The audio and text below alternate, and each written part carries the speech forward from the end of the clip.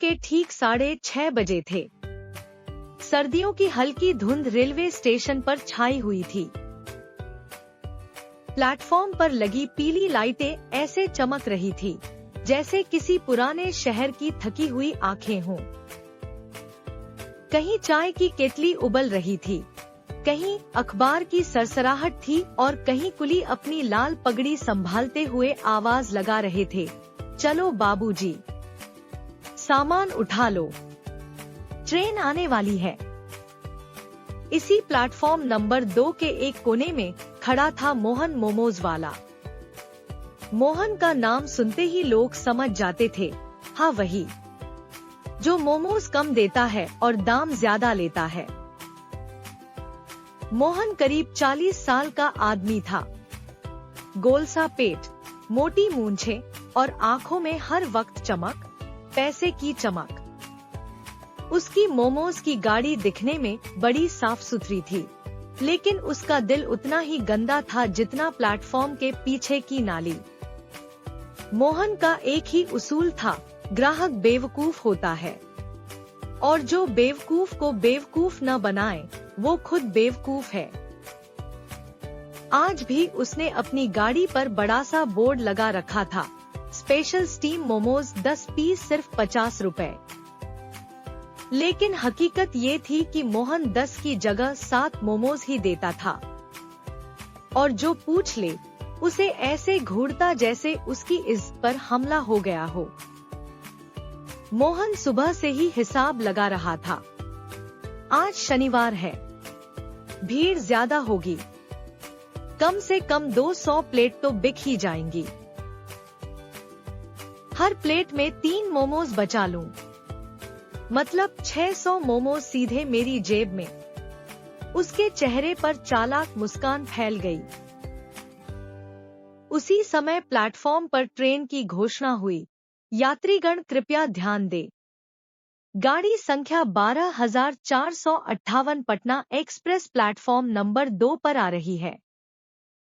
भीड़ और बढ़ गई। मोहन की दुकान पर लाइन लगने लगी।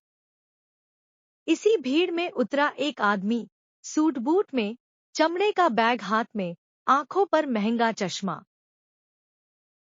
नाम था श्रीमान कैलाश चंद वर्मा। शहर का जाना माना बिजनेसमैन, करोड़ों की संपत्ति, 3 फैक्ट्रियां, 4 गाड़ियां। लेकिन स्वभाव इतना कंजूस कि पानी पीते वक्त भी सोचता था, एक घूंट ज्यादा तो नहीं चला गया। फिर भी पेट भूखा था। नजर पड़ी मोहन की मोमोज की गाड़ी पर। बोर्ड देखा, 10 पीस सिर्फ 50 रुपए। कैलाश चंद की आंखों में हल्की चमक आई। हम बाकी जगह तो 60 से 70 लेते हैं, यहाँ सस्ता है। वो गाड़ी के पास गया। कैलाश चंद ने कड़क आवाज में पूछा, क्यों भाई, सच में 10 मोमोज 50 के? मोहन ने तुरंत मीठी आवाज बनाई, हाँ हाँ साहब, बिल्कुल, एकदम स्पेशल। और चटनी फ्री है ना? अरे साहब, जितनी चाहो। मोहित मन ही मन हंस रहा था।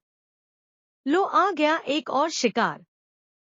मोहन ने प्लेट निकाली, मोमोज डाले, 1, 2, 3, 4, 5, 6, 7, बस।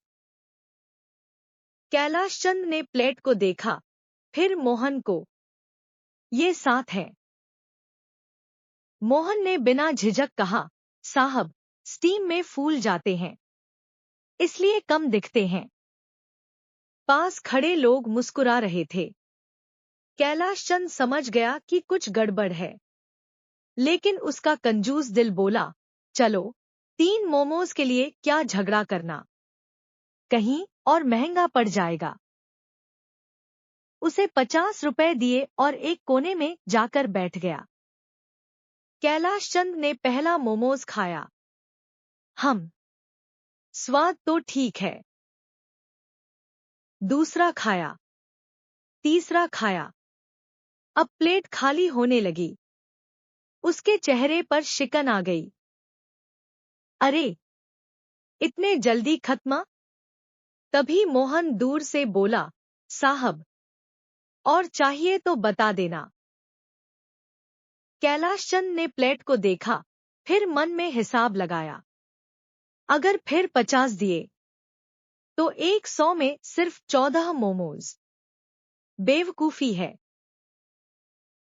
अचानक उसके दिमाग में एक चालाकी आई। वो वापस गाड़ी पर गया। भई, एक बात बताओ। मोहन, जी साहब, अगर मैं 2 प्लेट लूं तो कुछ डिस्काउंट? मोहन समझ गया, कंजूस है, पर इससे भी काम निकाला जा सकता है। साहब, आपके लिए स्पेशल ऑफर, 2 प्लेट 95 रुपए। कैलाश चंद के चेहरे पर जीत की मुस्कान। ठीक है। मोहन ने 2 प्लेट लगाई। पहली प्लेट 7 मोमोज, दूसरी प्लेट 7 मोमोज, कुल 14। कैलाश चंद गिन रहा था। अचानक बोला, अरे भाई, 2 प्लेट मतलब 20 मोमोज होते हैं। मोहन ने मासूम चेहरा बनाया, साहब, प्लेट बड़ी है, इसलिए कम लगते हैं।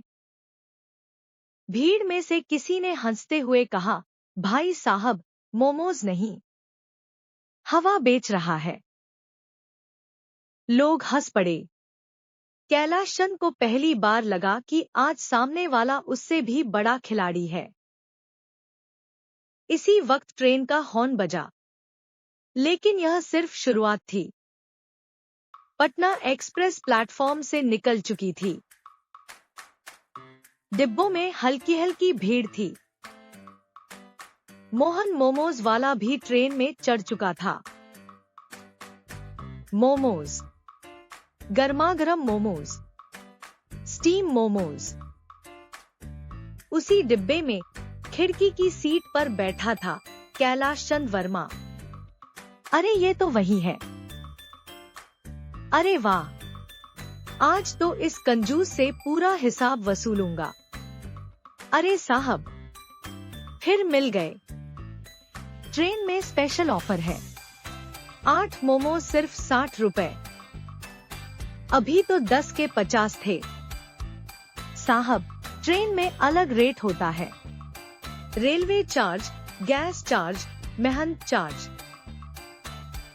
ठीक है, लेकिन पूरे 8 देने होंगे। मोहन ने प्लेट निकाली, डिब्बा खोला, मोमोज डाले, 1, 2, 3, 4, 5, 6। रुको, 6 ही है। साहब, ये ट्रेन की लाइट है, परछाई पड़ रही है। भाई, परछाई भी 2 की ही होगी। अंकल, आप 2 मोमोज छुपा रहे हो। गलत चीज में चुप रहना भी गलत होता है। देखा, बच्चा भी समझ गया। अरे साहब, आप खा